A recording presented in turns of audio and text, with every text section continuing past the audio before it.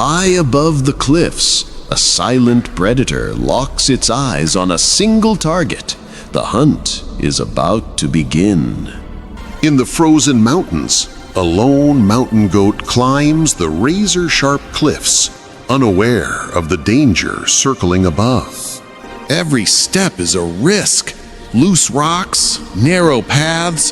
One mistake could mean a deadly fall. But the eagle doesn't wait for mistakes. It creates them.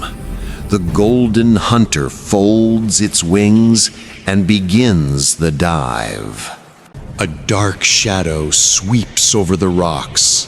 The goat senses something and turns in panic.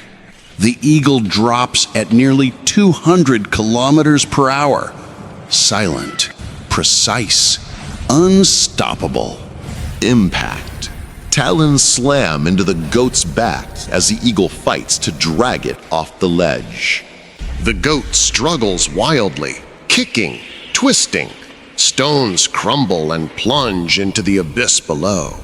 With one desperate leap, the goat tries to escape, but the eagle's grip is too strong.